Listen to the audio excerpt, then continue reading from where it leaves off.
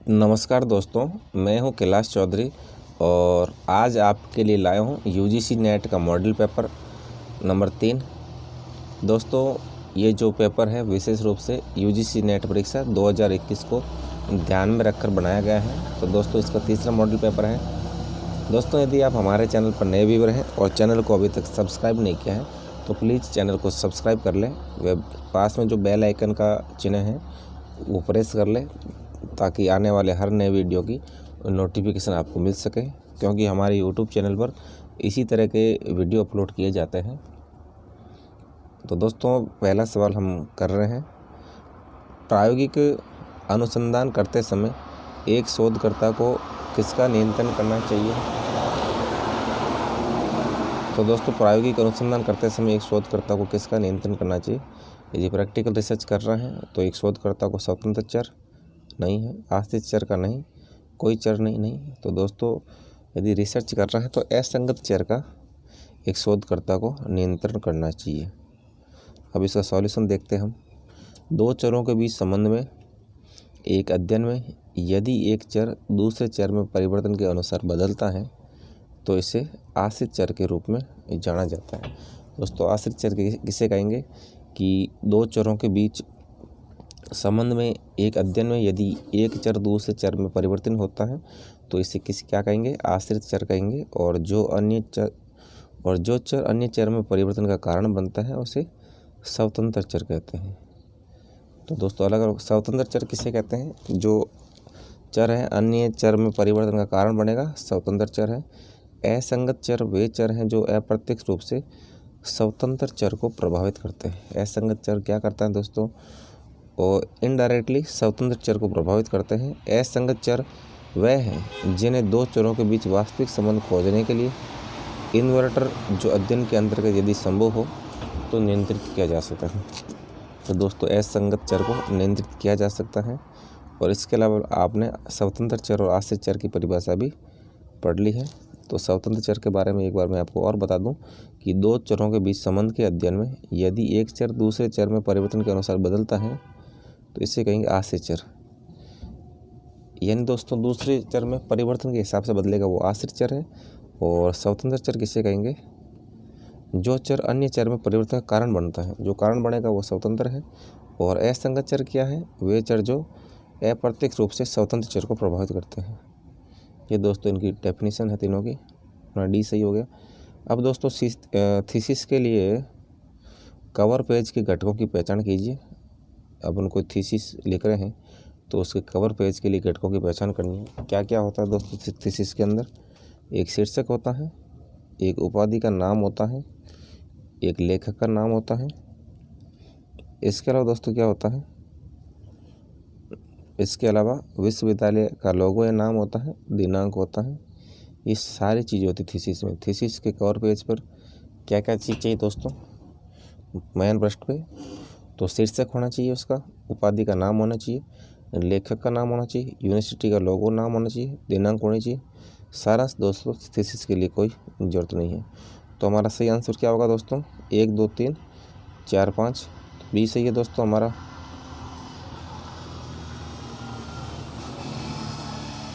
ये बता रहा क्या क्या चाहिए, the thesis title, your name यानी author, the type of document किस टाइप का डॉक्यूमेंट है, the department and institutes with logo चाहिए, डिग्री प्रोग्राम जैसे मास्टर आर्ट्स है, डेट ऑफ सबमिशन, ये चीज़ें की ज़रूरत होती है। अब दोस्तों, ये तीसरा सवाल है, एक अभिकथन है, दूसरा कारण है। अभिकथन है क्षेत्र अनुसंधान प्रकृतिवाद के बारे में है। तो क्षेत्र अनुसंधान दोस्तों प्रकृतिवाद के बारे में है, तो बिल्कुल सही बात है। तो रिसर्च जो एरिया रिसर्च है वो प्रकृतिवाद के बारे में होता है, बिल्कुल सही है। और इसका उद्देश्य लोगों को प्राकृतिक वातावरण में रहना, बातचीत करना और समझना होता है। तो दोस्तों, इसका क्या उद्देश्य होता है, क्षेत्र अनुसंधान का उद्देश्य होता है लोगों को प्राकृतिक वातावरण में रहना, बातचीत करना और समझना होता है। किसका उद्देश्य होता है दोस्तों, क्षेत्र अनुसंधान का उद्देश्य होता है लोगों को प्राकृतिक वातावरण में रहना, बातचीत करना और समझना होता है।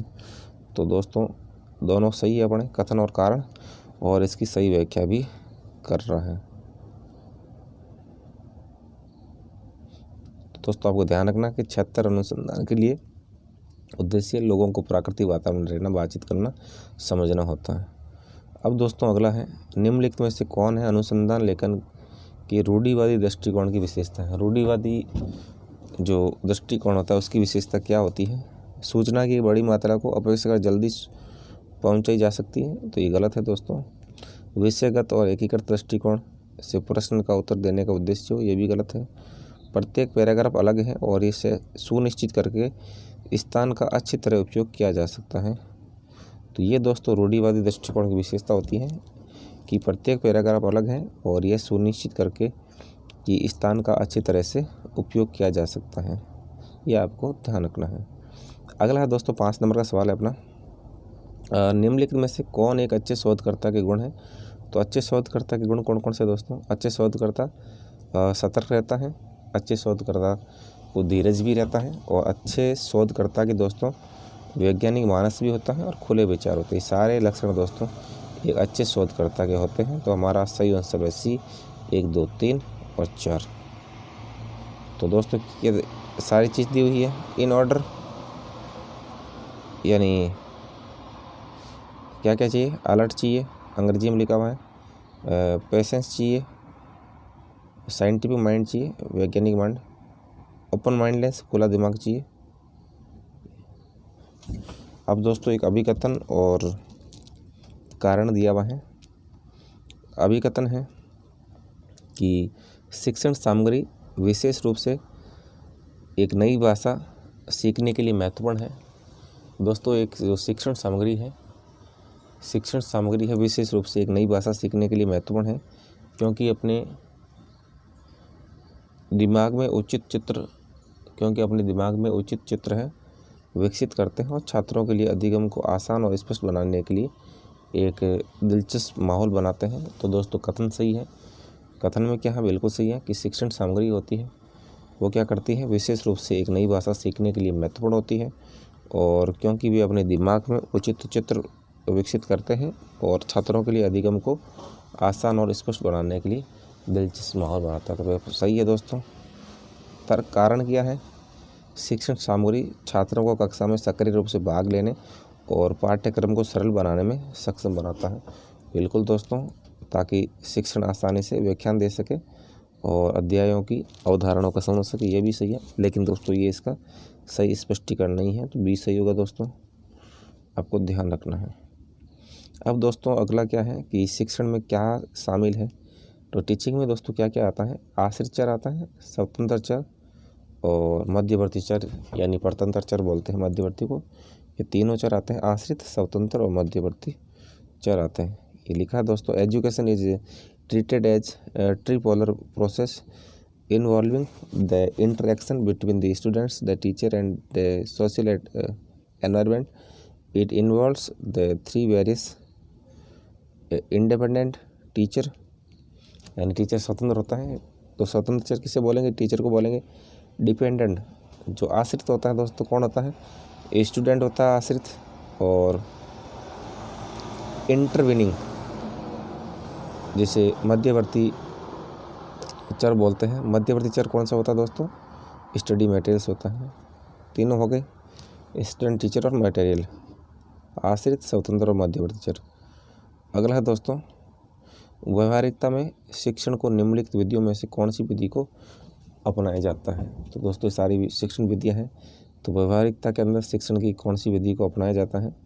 तो करके सीखना भी हम अपनाते हैं व्यवहारिकता के अंदर। वास्तविक जीवन की स्थिति का प्रावधान, ये भी दोस्तों शिक्षण की विधि है। और परियोजना विधि, ये तीनों विधियां हैं दोस्तों व्यवहारिकता में शिक्षण के निम्नलिखित विधि है। करके सीखना, वास्तविक जीवन की स्थिति को प्रावधान और परियोजना विधि। तो चारों सही है, तीनों सही है दोस्तों। दोस्तों ये सवाल दिया हुआ है हमारे सामने, 2 कोट दिए हुए हैं, आपस में मिलाना इनको। विकास के चरण हैं, विविध बुद्धिमत्ता, प्रगतिशील शिक्षा और अध्ययन क्षेत्र। तो इनके दोस्तों कौन किस किस विद्वानों ने जो ये सिद्धांत दिए हैं? तो विकास के चरण का सिद्धांत दोस्तों किसने दिया था? जीन पियाजे ने दिया है। तो आप इसको ऐसे याद रख सकते हो कि पियाजे के आने से विकास होगा। विकास कैसे होगा? जब पियाजे आएंगे तभी विकास होगा। और विविध बुद्धिमत्ता जो IQ का सिद्धांत दोस्तों गार्डनर ने दिया था। तो बुद्धिमत्ता दोस्तों हमें गार्डनर से मिलती है। गार्जियन होते हैं, गार्जियन से क्या मिलती है? विविध तरह की बुद्धिमत्ता मिलती है। प्रगतिशील शिक्षा जॉन डीवी।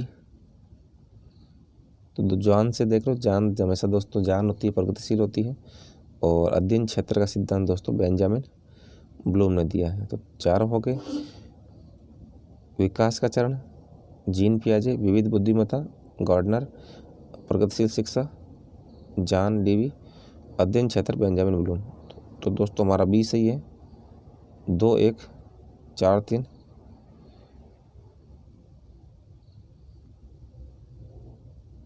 तो दोस्तों गार्डनर ने कितनी तरह की बुद्धिमत्ता बताई है? गार्डनर्स मल्टीपल इंटेलिजेंस MI, उसने कहा कि प्रत्येक व्यक्ति के अंदर 8 तरह की बुद्धिमत्ता होती है। तो गार्डनर का ध्यान रखना दोस्तों आपको। अब दोस्तों ये कौन सी जो भारतीय निम्नलिखित में से कौन से भारतीय MOOC प्लेटफॉर्म है? भारतीय मूक प्लेटफॉर्म कौन कौन से दोस्तों? इसके अंदर बहुत सारे सवाल दिए हुए हैं। तो मूक प्लेटफॉर्म दोस्तों मूकिट भारतीय मूक प्लेटफॉर्म है। IIT बैक्स ये भी है। स्वयं भी भारतीय मूक प्लेटफॉर्म है। NPTEL ये भी दोस्तों भारतीय मूक प्लेटफॉर्म है। चारों सही है।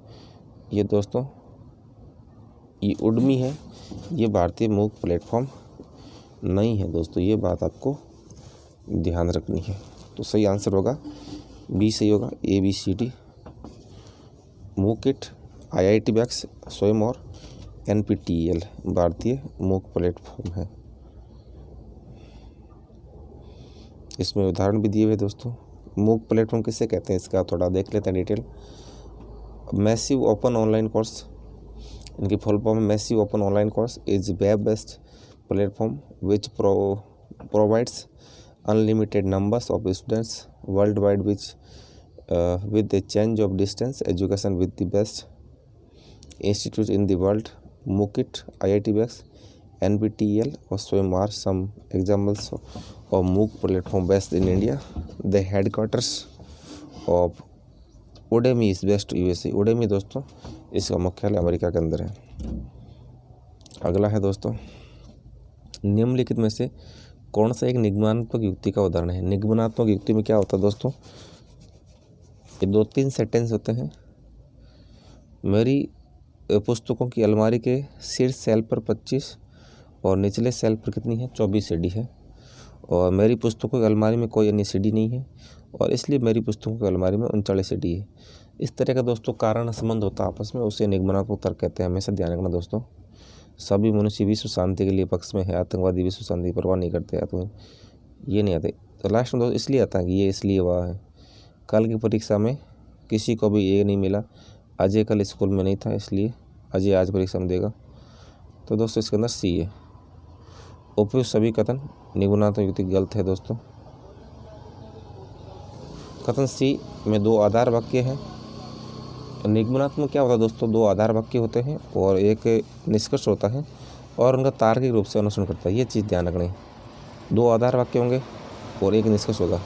आधार वाक्य क्या है? मेरी पुस्तकों की अलमारी में शीर्ष सेल पर 25 है और निचली सेल पर क्या नाम है? 14 सीढ़ी है। ये पहला आधार वाक्य हो गया। दूसरा है मेरी पुस्तक की अलमारी में कोई अन्य सीढ़ी नहीं है, दूसरा आधार वाक्य। और तीसरा ये तर्क हो गया, इसलिए मेरी पुस्तकों की अलमारी में 39 सीढ़ी है। इस तरह के सेंटेंस दोस्तों निगमनात्मक युक्ति के सवाल होते हैं। अब अगला है दोस्तों तर्क के न्याय वैशेषिक संप्रदाय द्वारा 24 गुणों को मान्यता प्राप्त है। तो दोस्तों बिल्कुल सही है। जो तर्क का न्याय वैशेषिक संप्रदाय उसमें 24 गुणों को मान्यता प्राप्त है और उनमें से 17 को कर्णाद द्वारा मान्यता दी गई है और अन्य 7 को बाद में प्रशस्तवास द्वारा जोड़ा गया। दोस्तों इसमें से 17 को मान्यता किसने दी है? कर्णाद ने दी है और पीछे जो 7 बच गई उसको दी है प्रशस्तवाद द्वारा जोड़ा गया। एक प्रशस्तवाद विद्वान थे दोस्तों, उन्होंने अन्य 7 को जोड़ा था। यह तर्क के न्याय वैशेषिक संप्रदाय के 24 गुणों की बात है। ए और आर दोनों सत्य हैं और आर एक ही सही व्याख्या भी है। ये क्या देख लेते इसको। According to Navya Vaisheshika school of thought there are 24 qualities यानी गुण कनाडा इंडेसाइंड 17 क्वालिटीज़, कनाद ने 17 गुण जोड़े हैं। Another 7 were added by the Prashastapada ने जोड़े हैं। They included spiritual as well as material equality, उन्होंने बौद्धिक के अलावा जो मटेरियल क्वालिटी भी जोड़ी है। They are included both material and material, ये प्रॉपर्टीज, कलर, रूपा, टेस्ट, रस, स्मेल, गंध, टच, स्पर्श, नंबर संख्या बोलते हैं, साइज, परिमा, इंडिविजुअली, प्रथा, कंजक्शन, संयोग, और क्या दोस्तों ये सारे जोड़ी गुण हैं दोस्तों। स्नेह, गुरुत्व, द्रत्व, इच्छा, दुख, सुख, बुद्धि, अफरतवा, विभागा, शब्द और संस्कार, ये दोस्तों ये सारे 24 तरह के गुण हैं। 17 कणाद के हैं और अंतिम 7 हैं प्रशस्तवाद के। अब दोस्तों ये एक सेट दिया हुआ है, इसको आपस में मिलाना आपको। इंद्रिय प्रत्यक्ष क्या करता है दोस्तों? इंद्रिय धारणा को जो प्रभावित करता है। मानस प्रत्यक्ष क्या करता है? मानसिक धारणा को जानेगा। समाधान प्रत्यक्ष क्या करेगा? आत्म चेतन के बारे में पता चलता है। समाधान प्रत्यक्ष से आत्म चेतन के बारे में पता चलता है। और योग प्रत्यक्ष से किसके बारे में पता चलता है हमें? योग प्रत्यक्ष से सुपर सामान्य अंतर्ज्ञान। दोस्तों योग प्रत्यक्ष से हमें किसके बारे में जानकारी होती है? तो योग प्रत्यक्ष से हमें सुपर सामान्य अंतर्ज्ञान के बारे में होते हैं, क्योंकि बहुत सुपर होता है, सामान्य अंतर्ज्ञान होता है योग का।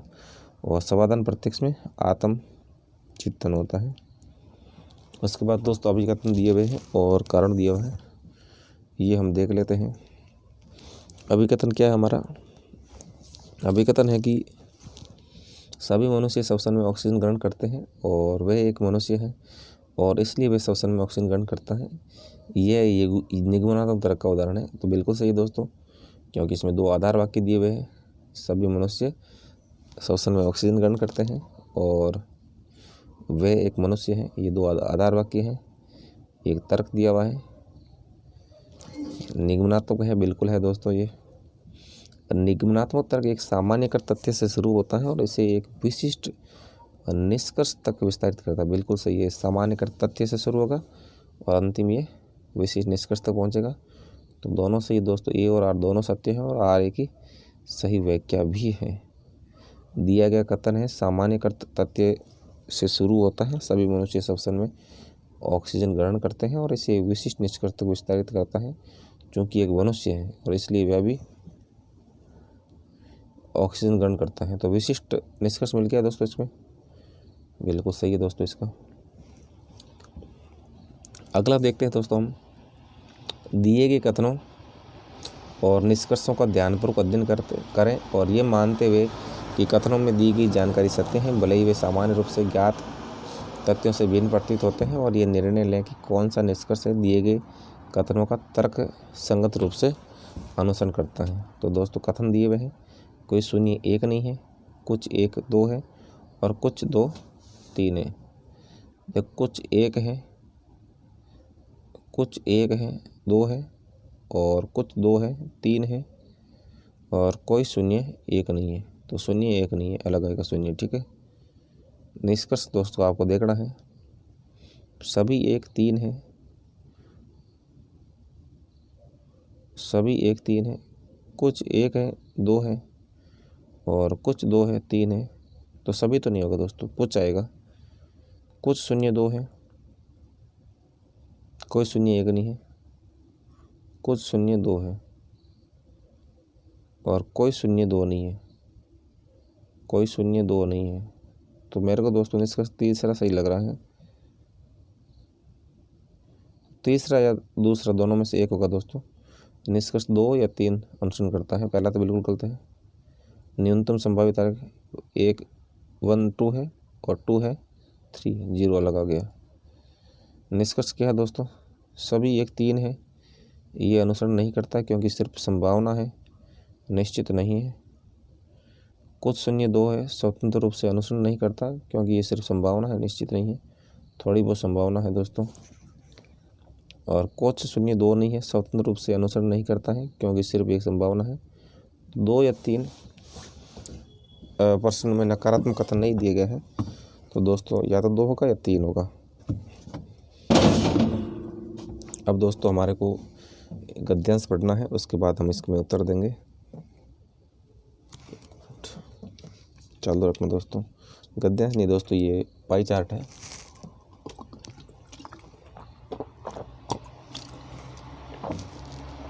पाई चार्ट में क्या है कि पाई चार्ट कॉलेज सचिव पद का चुनाव है, उसके लिए नामांकित किए गए एक कॉलेज के 7 उम्मीदवार द्वारा जो प्राप्त किए गए वैध मतों के परसेंटेज को बताता है। कुल मत कितने हैं? 5000 है। कैंडिडेट खड़े हैं 7 कैंडिडेट खड़े हैं। A B C D E F G 7 candidate हैं और इनको इतना परसेंटेज वोट मिला है 4, 22, 16, 8, 20, 18, 12 परसेंटेज मिला है। अब ये तो अपन देखते हैं कि AEF द्वारा एक साथ प्राप्त किए गए वैध मतों की संख्या शेष 4 उम्मीदवारों के द्वारा प्राप्त किए गए वैध मतों की संख्या से कितना अधिक है। तो दोस्तों AEF का हम देख लेते हैं।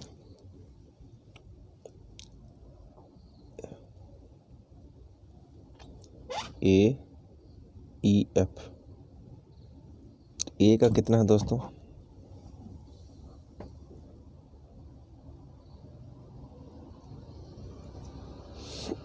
ये दोस्तों कलर में थोड़ा सही से दिख नहीं रहा है। AE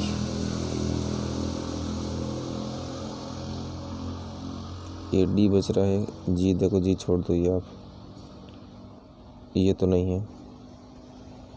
F दोस्तों आप ऐसे करो,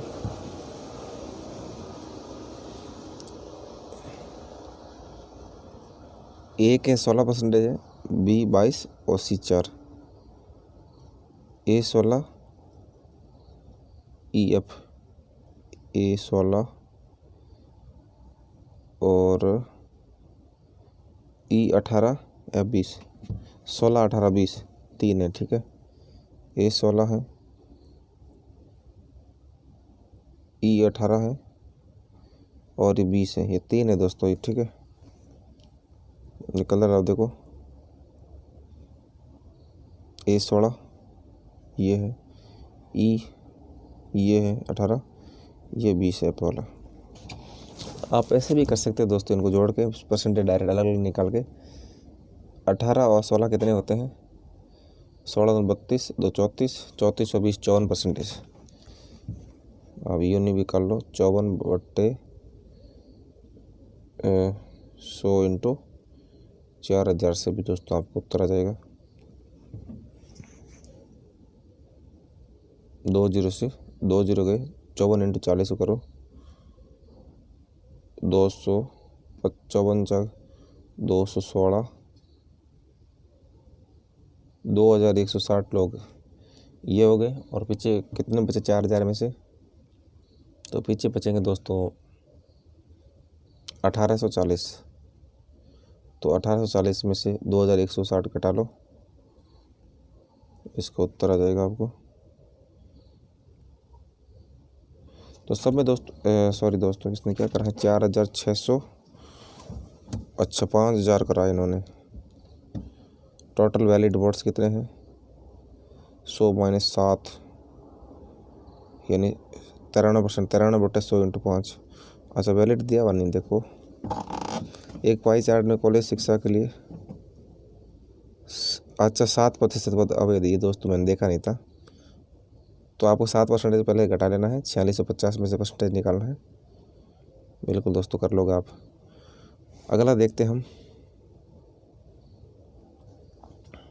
सबसे अधिक और सबसे कम मत प्राप्त करने वाले उम्मीदवारों द्वारा प्राप्त किए गए मतों के अंतर और दूसरे सबसे अधिक और दूसरे सबसे कम प्राप्त मत करने वाले उम्मीदवार प्राप्त किए गए मतों के अंतर का योग कुल मतों के योग का कितना परसेंटेज। ये क्या पूछ रहा है? सबसे अधिक मत और सबसे कम मत प्राप्त करने वाले उम्मीदवार द्वारा प्राप्त किए गए मतों का अंतर, और दूसरे सबसे अधिक, दोनों का अंतर कम और ज़्यादा का, दूसरे कम और दूसरे अधिक का अंतर का योग, दोनों का योग जो कर लो, और कुल मतों का कितना परसेंटेज है।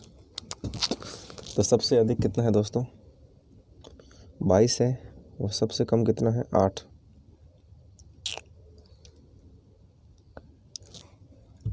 बाईस और 8 कितना होता है दोस्तों? 22 में से 8 घटा लोगे आप,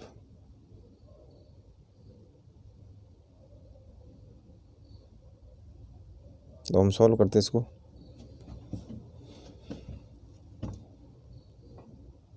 तो सॉल्व किया तो दोस्तों कितना है? 1023 आया, 186 आया है, 837 वोट है, दूसरे में आया 558 वोट आया है, फिर 1395 वोट है, और 1395 वोट कितने होंगे? 5000 के 27.9% होंगे। तो दोस्तों 1023 कैसे किया इन्होंने? 1023 करने के लिए 22% निकाला है। तो 22% कितने होते हैं? अब 100 के आप कर लो खुद ही। 1023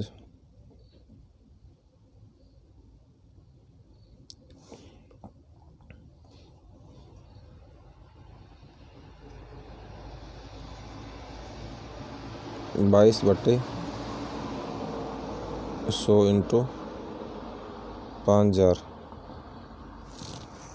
नहीं दोस्तों, 5000 नहीं आएगा, इसमें कम आएगा, क्योंकि वैलिड वोट रहते हैं, तभी तो वैलिड वोट से अनुपात निकले कुछ है। वो वैलिड वोट कितने हैं दोस्तों? वैलिड वोट हैं 4650 निकालना है। अगला देखते हैं दोस्तों अपन। ये तो हो गया आपका ऐप के 93 मत किस उम्मीदवार को इस प्रकार दिए जाए। ऐप के दोस्तों कितने पद हैं? ऐप के 93 मत हैं।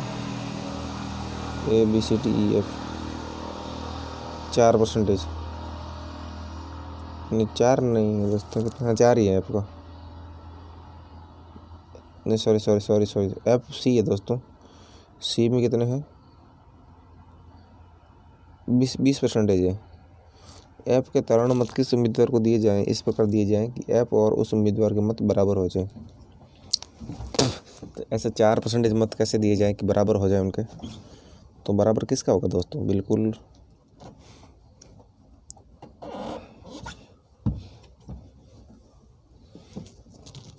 अंतर देखो आप, सबसे कम का अंतर कितना है? तो 93 मत दोस्तों 2% होता है 5000 का।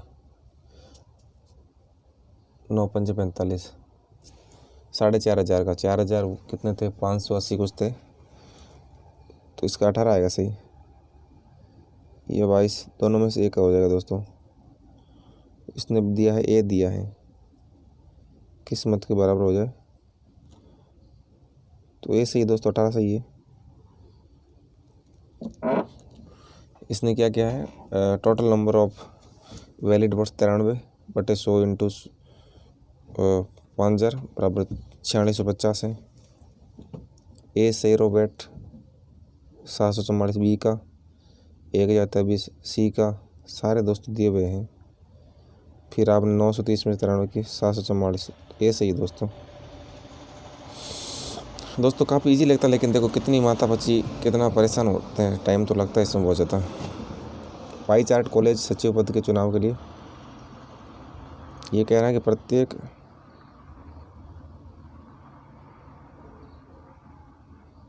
क्या कह रहा है दोस्तों ये, कि यदि प्रत्येक उम्मीदवार के मतों में से 50 मत कम कर दिए जाए, सभी कैंडिडेट के 50 मत कम कर दो, तो डी और एफ दोनों के शेष मतों का ए और ई के दोनों मतों के शेष मतों से अनुपात बताइए।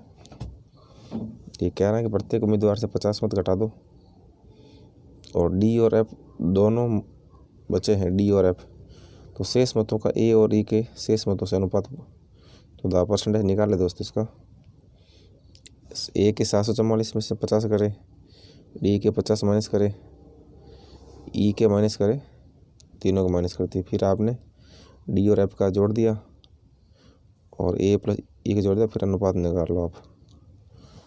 20 नंबर का है दोस्तों, वेद मतों का percentage. B D E F G एक साथ प्राप्त की गई औसत मत कुल मतों का लगभग कितने परसेंटेज है? तो इनका दोस्तों एक साथ प्राप्त किए गए मत औसत कुल मतों का कितना है? तो 15% है।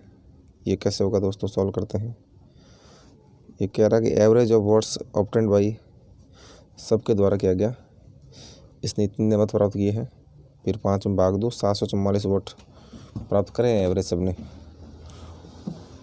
तो 744 आप परसेंटेज निकाल लो, 744 बटे 5000 इंटू 100 मतलब 15% का प्रश्न। अब है दोस्तों 21वां है, हमारे संचार से संबंधित प्रश्न है।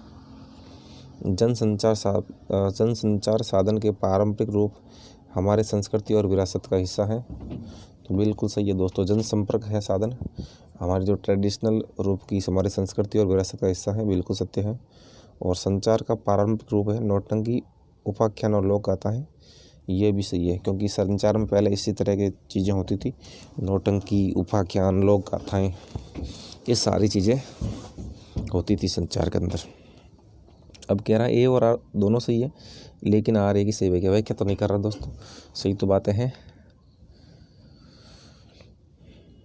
अगला दोस्तों, निम्नलिखित में से कौन सा है प्रभावी कक्षा संचार का हिस्सा नहीं है?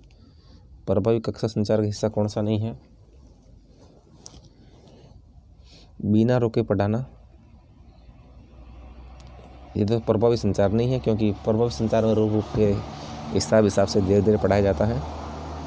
विद्यार्थियों को जानना प्रभावी संचार का हिस्सा है, बिल्कुल है दोस्तों। विनोदी होना चाहिए दोस्तों प्रभावी संचार के लिए।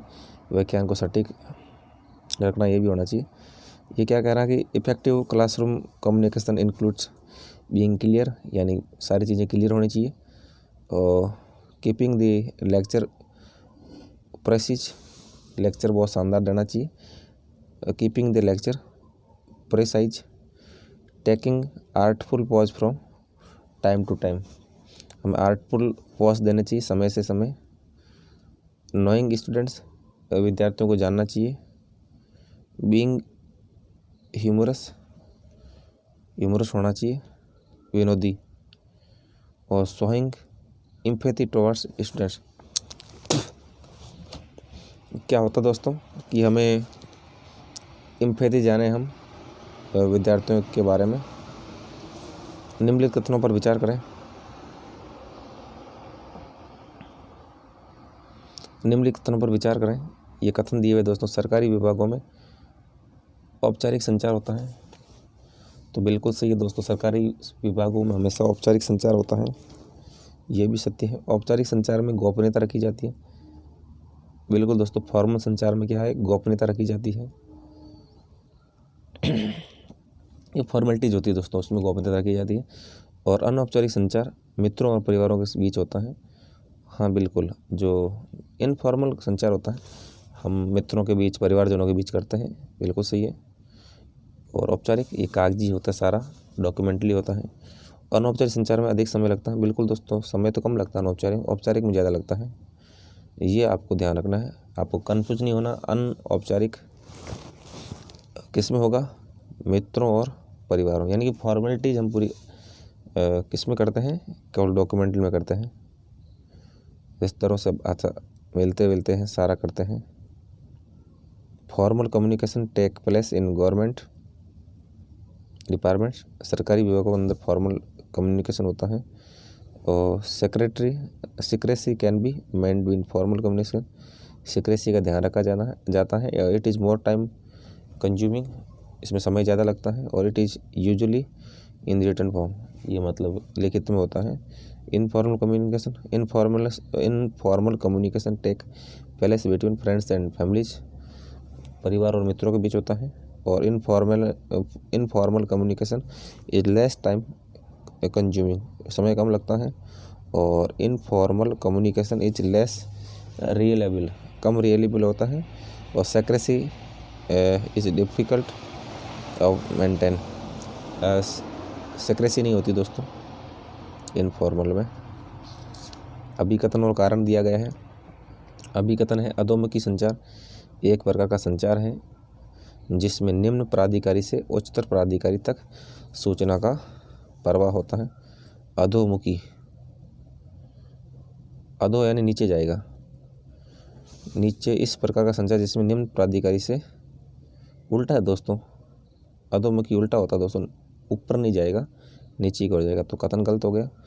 अधोमुखी संचार में सूचना का नुकसान हो सकता है, तो जो नीचे संचार जाएगा ऊपर से नीचे तो सूचनाएं दोस्तों बीच में डिस्ट्रॉय हो सकती है। आर सही है। क्या कह रहा है, इसको कहते हैं डाउनवर्ड कम्युनिकेशन। अधोमुखी कहते हैं इस type of communication which involves flow और informal from higher authority to lower authority, there can be loss of information and distortion during the exchange of ideas in the form of communication, therefore A is incorrect, R is correct. अगला देखते हैं दोस्तों, दो कथन दिए गए हैं, इनको सही देखना कौन से हैं। सांस्कृतिक बाधाएं भाषा, प्रतीकों, परंपराओं, रीति रिवाजों आदि से संबंधित हैं, तो बिल्कुल सही है दोस्तों। सांस्कृतिक बाधाएं होती हैं, भाषा से संबंधित होती हैं, प्रतीक से संबंधित होती हैं, परंपरा से संबंधित होती हैं और रीति रिवाज से संबंधित होती है। अगला है कि बहरापन, अल्पकालिक स्मृति हानि, भाषण विकार से पीड़ित लोग सांस्कृतिक बाधाओं का हिस्सा हैं, तो बिल्कुल दोस्तों ये गलत है, क्योंकि सांस्कृतिक बाधा में ये नहीं होता है, ये तो आपको शारीरिक बाधा है। बहरापन, अल्पकालिक स्मृति, भाषण विकार, केवल एक सही है दोस्तों। ऊपर दे दिया सांस्कृतिक बाधा में भाषा, प्रतीक, परंपरा, रीति रिवाज। अगला है दोस्तों, निम्नलिखित में से कौन सा एक निजी संस्थान है। प्राइवेट संस्थान कौन सा, बिट्स पिलानी प्राइवेट है, मणिपाल उच्च शिक्षा अकेडमी प्राइवेट है, और जियो संस्थान जो प्रस्तावित है ये भी एक प्राइवेट है। All of the above options are correct. BITS Pilani Rajasthan, Manipal academy of higher education कहाँ है, कर्नाटक के अंदर है मणिपाल, और जियो इंस्टीट्यूट मुंबई के अंदर मुकेश अंबानी का इंस्टीट्यूट अभी प्रस्तावित है, सभी निजी है दोस्तों। अगला है दोस्तों, निम्नलिखित कथन पर विचार करें। ARIIA एरिया यूनिवर्सिटी विश्वविद्यालय अनुदान की एक पहल है, तो नहीं है दोस्तों, ऐसा मैंने सुना नहीं एरिया यूनिवर्सिटी, और ये पहली बार 2017 में आयोजित की गई, दोनों गलत है दोस्तों। अब देखते हैं इसका। एरिया का मतलब है Atal ranking of institute on innovation achievement. ARIIA की फुल फॉर्म क्या है, एरिया की फुल फॉर्म है Atal ranking of institution of on innovation achievement is an institute of the ministry of human resource development. ये दोस्तों मानव संसाधन विकास मंत्रालय का संस्थान है, नाउ मिनिस्ट्री ऑफ एजुकेशन, शिक्षा मंत्रालय अभी कहते हैं इसको, इसका संस्थान है। और it systemically ranks all major higher education institute universities in India, ये सभी यूनिवर्सिटी को रैंक देते हैं। और एरिया वाज लॉन्च इन 2019 में है दोस्तों एरिया, जब नई सरकार आई थी नरेंद्र मोदी गवर्नमेंट की, दूसरा कार्यकाल तब आया था। मेजर हायर एजुकेशन इंस्टीट्यूट है दोस्तों। यूजीसी की पहल नहीं दोस्तों, ये पहल किसकी है, एरिया है, ये जो शिक्षा मंत्रालय की पहल है, ये ध्यान रखना आपको। निम्नलिखित में से कौन सा राज्य है नवंबर 2000 में घोषित नहीं किया गया। 3 राज्य बने थे नवंबर 2019 के अंदर, 1 नवंबर, 9 नवंबर और 15 नवंबर को बने थे। सिक्किम दोस्तों नहीं बना था, सिक्किम पहले बन गया था, 1975 में बन गया था करीब। नवंबर 2000 में 3 राज्य बने, छत्तीसगढ़, उत्तराखंड और झारखंड। छत्तीसगढ़ को एमपी से अलग किया गया, छत्तीसगढ़ को 26वां राज्य बना था, शायद 1 नवंबर को बना ये। झारखंड को बिहार से अलग किया गया, ये 9 नवंबर को बना है, ये 27वां राज्य था। और उत्तराखंड को यूपी से अलग किया गया, सॉरी दोस्तों झारखंड था 28वां राज्य था, 15 नवंबर को बना, और ये बना 9 नवंबर को। उत्तराखंड 9 नवंबर को बना है, 27वां राज्य था उत्तराखंड। सिक्किम जो एक स्वतंत्र राज्य था, 16 मई 1975 को 22वें राज्य के रूप में भारतीय संघ में विलय हुआ। पहले दोस्तों सिक्किम एक स्वतंत्र राज्य था, अब इसको भारत का 22वां राज्य बनाया गया। कब बनाया गया? 16 मई 1975 ईस्वी को भारतीय संघ में इसका विलय कर दिया गया। पहले दोस्तों एक आज़ाद प्रांत था ये, और 20 फरवरी 1987 को मिजोरम और अरुणाचल प्रदेश बने। ये भी आपको ध्यान रखना, 1987 को मिजोरम और अरुणाचल प्रदेश बने हैं। अगला है 29वां है दोस्तों, निम्नलिखित में कौन है बोध प्रणाली से संबंधित है? बोध प्रणाली में क्या क्या होता है? सुत्ता होती है बोध प्रणाली में।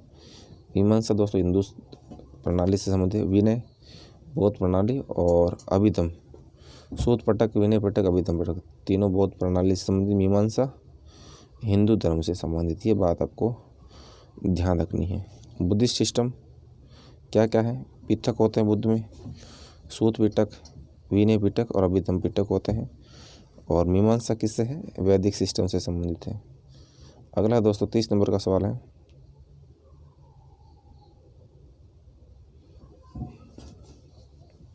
निम्नलिखित में से कौन NIRF रैंकिंग के मापदंडों से संबंधित है? तो दोस्तों कौन से हैं जो NIRF रैंकिंग के मापदंडों से संबंधित हैं?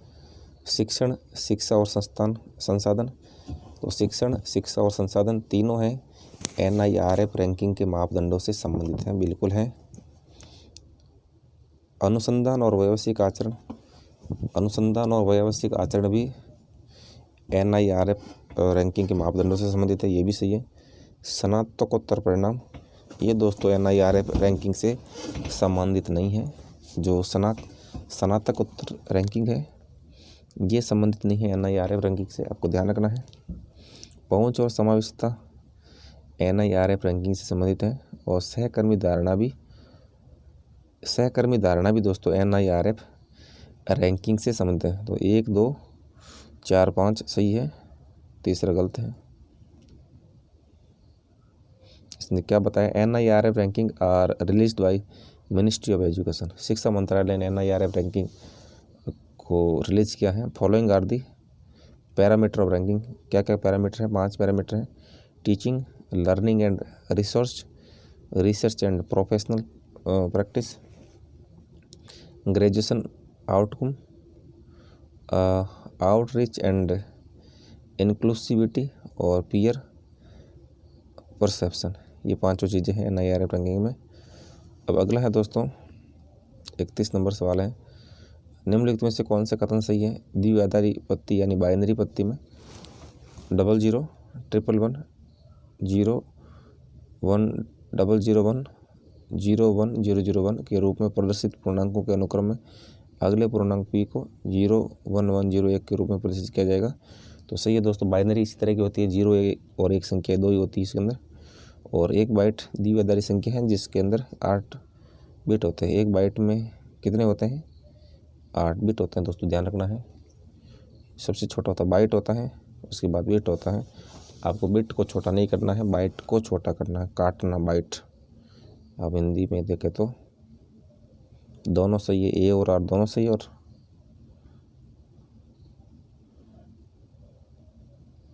अब अगला है दोस्तों, जो एक स्वयं पहल है, स्वयं के लिए ये मूक से संबंधित है, जो ओपन प्लेटफॉर्म है ये, उनके राष्ट्रीय संयोजकों को दर्शाने के लिए 2 सेट दिए गए हैं, दोनों को मिलान करना है। स्कूली बच्चे दोस्तों किससे संबंधित हैं? NCERT से संबंधित है। स्कूल से बाहर के बच्चे 9 से 12 जो प्राइवेट पढ़ते हैं वो किससे हैं? NIOS ओपन स्कूल से संबंधित है, national institute of open school. स्नातकोत्तर पाठ्यक्रम जो PG लेवल के बच्चे हैं वो किससे संबंधित हैं? UGC से संबंधित है। और अध्यापकों को पढ़ाना, टीचर्स को जो ट्रेनिंग दी जाती है वो NITTER ये करती है दोस्तों। ये संस्था अध्यापक को कौन पढ़ाती है? NITTER करती है। तो अब आगे तो अपन सभी जानते हैं, इसको देखते हैं ये क्या है। NITTER national institute of technical teacher training and research for the teacher training programme.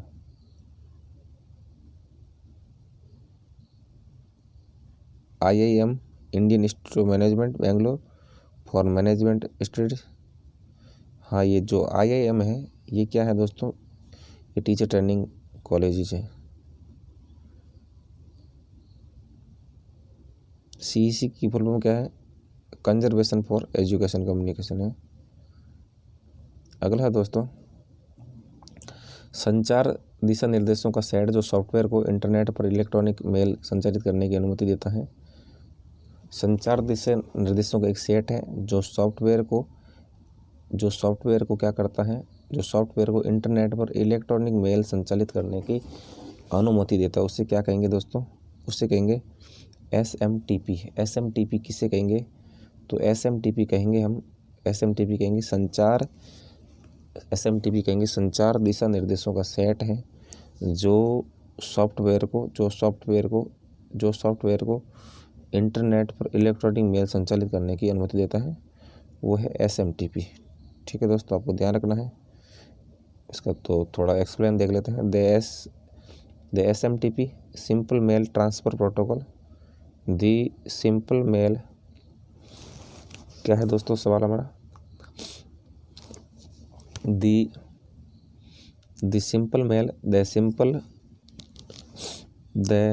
Simple mail transfer protocol SMTP is a communication protocol for electronic mail transmission.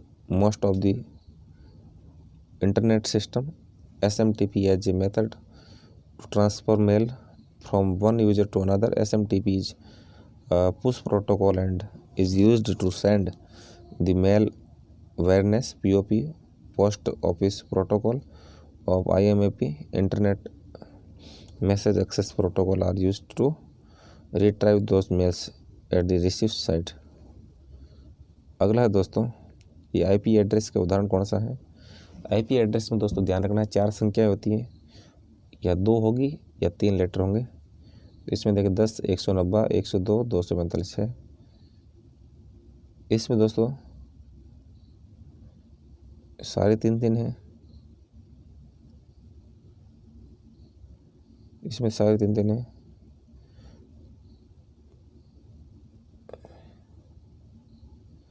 दोनों होनी चाहिए दोस्तों, 2 और 3 संख्या होनी चाहिए इसके अंदर। ये कहते हैं format of IP address is 32 bit. क्या होता है फॉर्मेट इनका? 32 bit numeric address written as 4 numbers separate by periods full stop. Any number can be used. 0 से और 255 के बीच होना चाहिए दोस्तों। मेन बात क्या होती है? 2 संख्या हो सकती है और 3 संख्या हो सकती है, वो तो है ही। 4 संख्याएं होती हैं, लेकिन वो 0 से 255 के बीच होना चाहिए। ये देखो 340 ऊपर चला गया, 368 ऊपर चला गया, ये 440 ऊपर चला गया, तो 255 तक नहीं है, ये सही है।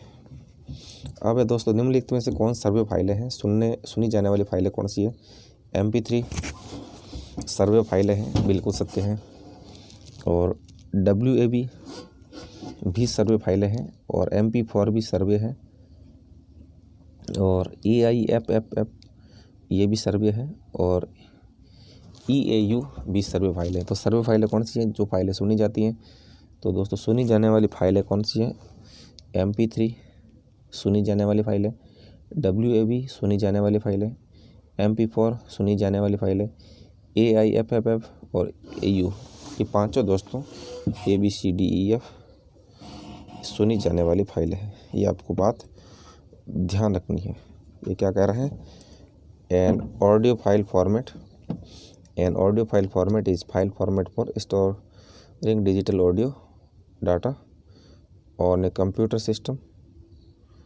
WAV, AIFF, AU are uncompressed audio format. MP4 अथवा MPEG4 is an audio format with lossless compression, whereas MP3 is format with lossy compression.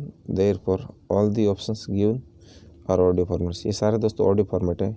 .wav, .aiff, .au ध्यान रखना दोस्तों आपको। .mp3, .aiff, .au सभी दोस्तों फाइल है, ऑडियो फाइल है ये। अब दोस्तों ये रेडियोधर्मी कणों के संदर्भ में है। रेडियोधर्मी कणों के संदर्भ में निम्न कथन पर विचार करना है कि बीटा कणों का मुख्य स्रोत है, क्या होता है? कॉस्मिक या ब्रह्मांडीय किरणा है। तो बिल्कुल सही है दोस्तों। तो बीटा कण होते हैं, उनका मुख्य स्रोत क्या होता है? कॉस्मिक या ब्रह्मांडीय किरणें होती हैं। तो ये सत्य है दोस्तों, बीटा किरणों का मुख्य स्रोत। और मेडिकल इंडस्ट्रीज़ में गामा किरणों का उपयोग किया जाता है। तो मेडिकल इंडस्ट्रीज होती है उसमें क्या, हम जो गामा किरणें होती हैं उसका प्रयोग करते हैं। और बीटा किरणें कॉस्मिक होती है या ब्रह्मांडीय होती है, दोनों कथन सही है, ए और आर दोनों सत्य है। रेडियोधर्मी प्रदूषण का ध्यान रखना दोस्तों को। Beta particles, it is a small mass and negative charge, main source is cosmic radiation in the atmosphere. ये क्या होता है दोस्तों, मेन सोर्स होता है कॉस्मिक रेडिएशन एटमॉस्फेयर का। अदर सोर्स इज कार्बन 14, इसमें कार्बन 14 भी होता है। Gamma rays, these rays are mostly used in medical treatment और इट हैज़ नो मास और चार्ज, इसमें कोई मास और चार्ज नहीं होता। और it also used to sterilise medical equipment. और इसके बाद दोस्तों 37 नंबर सवाल है, ब्लैक कार्बन लंबे समय तक वायुमंडल में रहता है। गलत है दोस्तों, ब्लैक कार्बन दोस्तों कम समय तक रहता है वायुमंडल में, गलत हो गया। और जीवाश्म ईंधन और बायोमास के अपूर्ण अपर्याप्त दहन के कारण कारण कार्बन बनता है। तो कार्बन कैसे बनेगा, जीवाश्म ईंधन से बनता है और बायोमास के अपूर्ण अपर्याप्त दहन के कारण ब्लैक कार्बन बनता है। बिल्कुल सही है, तो केवल 2 सही होगा दोस्तों। क्या कह रहा है, black carbon is the second largest contributor to climate change after carbon dioxide. दोस्तों कार्बन डाइऑक्साइड के बाद में सबसे ज़्यादा जो प्रदूषण करता है वो कौन करता है, ब्लैक कार्बन करता है। दूसरे नंबर का सेकंड लार्जेस्ट कंट्रीब्यूटर है क्लाइमेट चेंज का। Black carbon is the short lived and remains in the atmosphere only for the days to week. केवल दिन में ही होता है दोस्तों ब्लैक कार्बन, शॉर्ट लिव्ड और remains. Black carbon is a solid particles of aerosols not a gas. ये दोस्तों गैस नहीं होता, एरोसोल का एक छोटे कण होते हैं। और it results for incomplete combustion of fossils fuel and biomass. तो दोस्तों दूसरा हो गया। अब कह रहा पारिस्थितिक तंत्र शब्द किसने दिया है, तो पारिस्थितिक तंत्र शब्द किसने दिया दोस्तों, टेंसलर ने दिया है पारिस्थितिक तंत्र शब्द। और एक दोस्तों है पारिस्थितिक जो क्या बोलते हैं पिरामिड होता है, वो दोस्तों कुहन ने दिया, आपको ध्यान रखना है।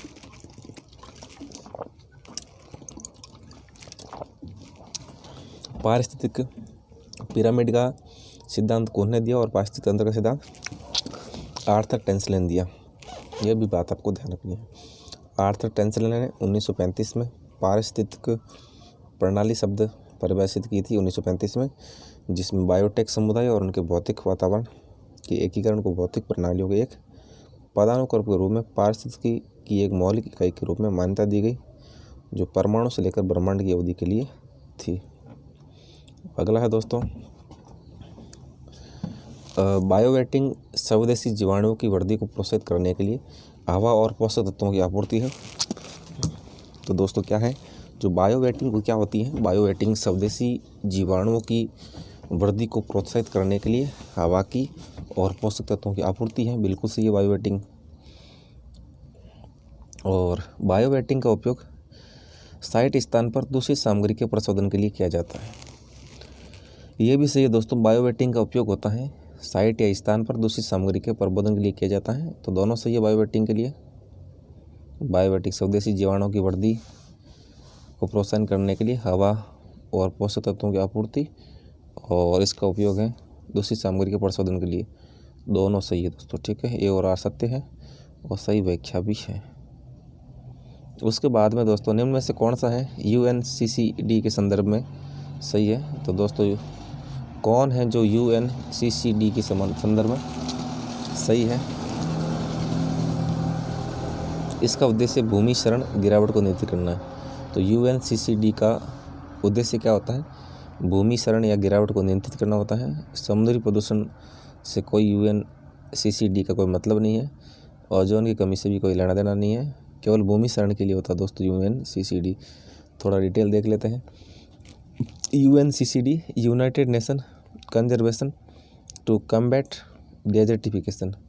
तो दोस्तों ये संयुक्त राष्ट्र संघ का जो मरुस्थलीकरण बढ़ रहा है उसको रोकने के लिए प्रोग्राम चलाया गया है। United Nation conservation to combat desertification is aimed to address the issue of land degradation. Its 14 session was held in India 2019। तो भूमि क्षरण को रोकना था, 2019 में इसका सेशन आयोजित किया गया। ये भी आपको बात ध्यान रखनी है। अब दोस्तों आपको गद्यांश पढ़ते हैं और गद्यांश पढ़ने के बाद हम इसके उत्तर देंगे। तो गद्यांश क्या है दोस्तों? वर्ष 1966 ईस्वी में विश्व स्वास्थ्य संगठन को चेचक उन्मूलन के लिए एक वैश्विक अभियान प्रारंभ करने के लिए अधिकृत किया गया था और इसका लक्ष्य 1 दशक में बीमारी को जड़ से मिटाना था। 1966 के अंदर दोस्तों विश्व स्वास्थ्य संगठन को चेचक उन्मूलन का अभियान दिया गया और इसका क्या उद्देश्य था? वैश्विक अभियान आरंभ करने के लिए एकीकृत किया गया था और इसका लक्ष्य था 1 दशक से बीमारी को जड़ से मिटा दो। क्योंकि मलेरिया और पीले बुखार के लिए ऐसी ही परियोजना विफल हो गई थी, क्योंकि दोस्तों पहले मलेरिया हुआ था और पीला बुखार आया था, तो वो दोस्तों कामयाब नहीं हो पाया था विश्व स्वास्थ्य संगठन। और कुछ का मानना था कि चेचक को वास्तविकता में समाप्त नहीं किया जा सकता था, लेकिन संस्था द्वारा प्रारंभिक अभियान के 11 साल बाद इस क्षेत्र के कोई मामले सामने नहीं आए। रणनीति न केवल सामूहिक टीकाकरण प्रदान करना बल्कि रोग का प्रसार रोकने के और मानव संचरण की श्रृंखला तोड़ने के लिए सक्रिय छोटे चेचक के रोगियों को अलग करना भी था। चेचक के रोगियों को दोस्तों अलग रखना भी इनका एक इसमें एक बात थी। चेचक की सूचना देने पर इनाम ने जनता को कार्यकर्ताओं की सहायता करने के लिए प्रेरित किया। एक एक करके चेचक के हर रोगी की तलाश की गई और उसे दूसरों के संपर्क से हटाया गया और उसका इलाज किया गया और उसी समय पीड़ित जहाँ रहता था और उसे पूरे गांव का टीकाकरण किया गया। चेचक दोस्तों इतना खतरनाक होता था पहले, अब तो कहाँ चेचक है। आज छोटी चेचक मानवता के लिए खतरा नहीं है। आज छोटी चेचक होता दोस्तों मानवता के लिए खतरा नहीं है। दुनिया भर में नियमित टीकाकरण रोक दिया गया। अब तो दोस्तों टीकाकरण होता ही नहीं है क्योंकि चेचक छोटी चेचक होता है, नॉर्मल सी बात है। अगला है निम्नलिखित में से कौन सा शीर्षक गद्यांश के लिए सबसे अच्छा है? तो सबसे अच्छा गद्यांश क्या है दोस्तों? छोटी चेचक का उन्मूलन। टीकाकरण नहीं होगा क्योंकि सारी चीज़ें भी है, सो उन्मूलन में सब आएगा। इसको क्या बोलते हैं? स्मॉल पॉक्स बोलते हैं छोटी चेचक को। अब दोस्तों ये है छोटी चेचक के खिलाफ अभियान का लक्ष्य क्या था? छोटी चेचक के खिलाफ अभियान का लक्ष्य था कि 10 वर्षों में दुनिया भर में छोटी चेचक को ख़त्म करना था, प्रसार कम करना नहीं था पूरी दुनिया में छोटी चेचक के खिलाफ। तो दूसरा सही दोस्ती, ठीक है। अब हम देखते हैं अगला पैराग्राफ के अनुसार छोटी चेचक के प्रसार को ख़त्म करने के लिए निम्नलिखित में से किस रणनीति का उपयोग किया गया? पीड़ित को अलग करना और सामूहिक टीकाकरण। व्यक्तिगत उपचार नहीं था, पूरे गांव का टीकाकरण बाद में था दोस्तों। पहले तो पीड़ित को अलग करते और सामूहिक टीकाकरण करते, प्रकोप की वैकल्पिक सूचना। तो तीसरा सही है दोस्तों, पीड़ित को अलग करना और सामूहिक टीकाकरण। 44वां सवाल है दोस्तों, कौन सा कथन छोटी चेचक से संबंधित नहीं है? छोटी चेचक इसकी पिछली परियोजना विफल हो गई? नहीं दोस्तों, छोटी चेचक की परियोजना विफल नहीं हुई थी, वो तो हुई थी पीला बुखार और उनसे संबंधित हुई थी। अब लोगों को इसके लिए टीकाकरण नहीं किया जाता, बिल्कुल सही है। और विश्व स्वास्थ्य संगठन ने इस रोग के उन्मूलन के लिए एक विश्वव्यापी अभियान चलाया, बिल्कुल ये एक गंभीर खतरा था, बिल्कुल। तो पहला सही हो गया क्योंकि विफल नहीं हुआ था दोस्तों। क्या हुआ था? पहले चरण में आया था, एक बीमारी थी दोस्तों पीला बुखार, या देखा था अभी अपने, हाँ मलेरिया और पीला बुखार, उनमें दोस्तों हम काबू नहीं पाए थे। बाकी छोटी चेचक से कोई लेना देना नहीं इसका। गद्यांश में निम्नलिखित में से कौन सा निष्कर्ष निकाला जा सकता है? गद्यांश का कौन सा निष्कर्ष निकाल सकते हैं हम? निष्कर्ष है छोटी चेचक के शिकार लोग अब समुदाय के लिए खतरे की स्थिति में नहीं है, खतरा पैदा नहीं करते हैं क्योंकि अब नॉर्मल हो गया छोटी चेचक। इस वर्ष छोटी चेचक के कोई नए मामले सामने नहीं आए। मलेरिया और पीले बुखार समाप्त कर दिया गया है। तो सी सही है दोस्तों, ठीक है। छोटी चेचक एक व्यक्ति से दूसरे व्यक्ति में नहीं फैलता है लेकिन हानिकारक नहीं है। अब दोस्तों हम रीजनिंग के सवाल करेंगे। एक काम को 6 दिन में पूरा करता है और बी क्या करता है, उसी काम को 12 दिन लगा देता है।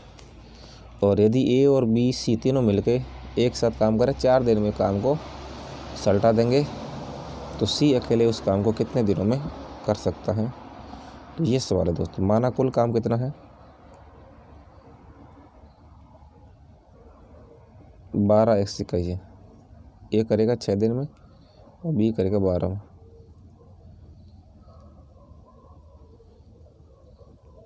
माना कुल काम 12x इकाई का है। ए की दक्षता कितनी है, कुल काम 12 मान लिया, तो ए कितना है, ए 6 दिन में करता है तो 2x इकाई हो गई। बी 12 में से 12 दिन में कर लिया, x इकाई दिन हो गया। ए बी सी की संयुक्त पहल कितनी है, 12x में 4 दिन में करते हैं तो 3x इकाई हो गई। 12 मान के सही करा, लैसे पे ले लिया पहले आपने। ए की क्षमता 2x, बी की x इकाई और